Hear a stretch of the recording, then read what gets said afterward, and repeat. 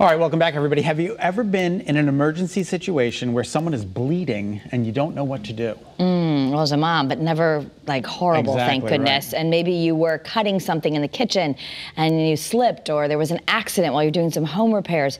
Stop the Bleed. It's a national campaign to help people learn what to do in these situations. Joining us now is Dr. David Shapiro from St. Francis Hospital. Nice to see you, Doc. How are you? Good afternoon. Well, thank you. How are you? Thanks for having me. Oh, it's excellent. All right, so we were out to dinner and we were talking about this Stop the Bleed campaign, and I was like, what on earth is it? Tell us a little bit about the whole idea of Stop the Bleed. Well, Stop the Bleed is an incredibly important campaign because bleeding is the #1 cause of preventable death. And that sounds like a strange number, but it's the #1 cause of preventable death. As soon as you stop bleeding, you can get better. So if you have bleeding, whether it's mild and annoying bleeding, like when you cut yourself with a small knife or you're camping, or if you have a car crash, a shooting, a stabbing, something horrible happens like falling through a window, all those things can be stopped by this technique, which is what we want bystanders to learn.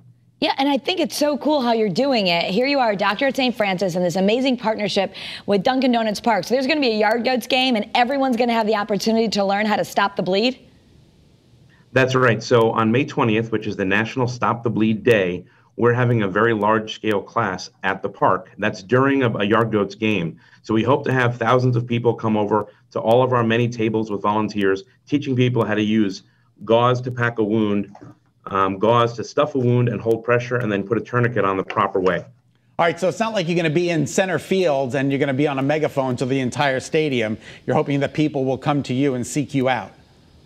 Yeah, so any ticket holder that's at the game will be able to, #1, watch the educational portion at the beginning of the game on the big screen, and then come to us at many of our tables to teach the hands-on portion. Because the course comes in two ways. It's two parts. It's a hands-on portion after a lecture, or a lecture before after a hands-on portion. And we can do that for people in the community as well. All they have to do is call the hospital.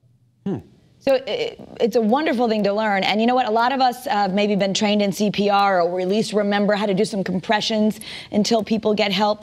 Can you give us a little free advice for people who might be listening right now? Like, what's the #1 thing to do first if you need to stop bleeding for someone? Well, the #1 thing to do first is call 911. You want that help on the way. The second thing you can do is take gauze. You can take a bandana, a t-shirt, something, and hold pressure on the spot. Hold enough pressure so the person says, I feel it. Hold enough pressure to stop that bleeding. Once it's stopped or slowed down, the EMS will come and they'll help you. If that doesn't work, we then talk about packing wounds. So if there's an open cavity, you can push the gauze into and pack that cavity full. And then if it's something on the arms or legs, you put something called a tourniquet on. And people are afraid of tourniquets, but they've come back into vogue and they're actually data proven to help patients. So if you can put a tourniquet on after you've packed a wound, you can stop most bleeding and wait till EMS gets there. You can save a life that way. And just like CPR or stop, drop, and roll, the national campaign really is about making people understand that you can save a life just like anybody else. Stopping bleeding is one of the most important things we can do. Stupid question, David. Do we put the tourniquet on above the wound, below the wound? Yeah, so on the wound? A tourniquet is put on above the wound. So if the wound is on your arm, you put the tourniquet above it, and it's a couple inches above it as high as you can. We can't put a tourniquet on a neck or a head or the chest or belly, but you can put it on a leg or arm. So if you have to put a tourniquet on, you put it above the level of the injury. But the most important thing you can do, again, call 911, put the gauze on and hold pressure, and then put something around it to wrap it and compress it. I'm sure you're going to tell us we should have some emergency supplies in our car or things like that. So that's something to think about. But what if we don't? Like, you know, you see in the movie someone just ripping off their shirt or anything they can find to tie a knot above a wound. Is that okay?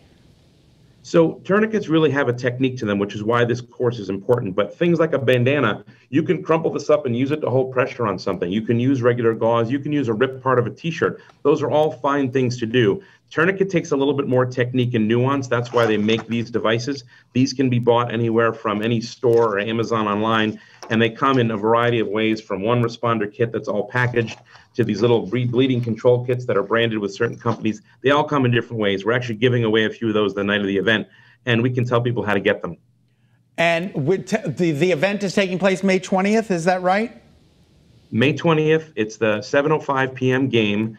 Anyone who's a ticket holder can come to the game and learn the technique. And if people can't come to the game that day, they can contact us at the St. Francis Hospital Trinity Health of New England website, where we can help arrange a course for them for free. Oh, free, so for free, which is so awesome. Yeah. Free. It's important. It's that important. It's free. Wow, that's great. Yeah, I mean, especially, you know, this, we think about as moms, we learn a lot to do, how to help kids, you know, choking, this kind of stuff. I don't know that any pediatrician has told me what to do. You have to be ready in case your kid starts bleeding, but this is something we should all know. Absolutely, and this is a great collaboration between St. Francis Hospital, the local chapter of the American College of Surgeons, which is where Stop the Bleed came from, and the Hartford Yard Goats, who are a great partner for us. Yeah. Excellent. Good work. I love it. Yeah. So, okay. So go May 20th, go to the game, have a good time, and also learn to stop the bleed. Thank you, Doc. We appreciate your time. We'll see you there. Thank you very much. All right. Take care. I love that idea of combining fun with learning. You're already going to the game and you learn a life-saving skill. Get a COVID shot, learn how to stop the bleed. You'll Everything you need at Dunkin' Donuts Farm.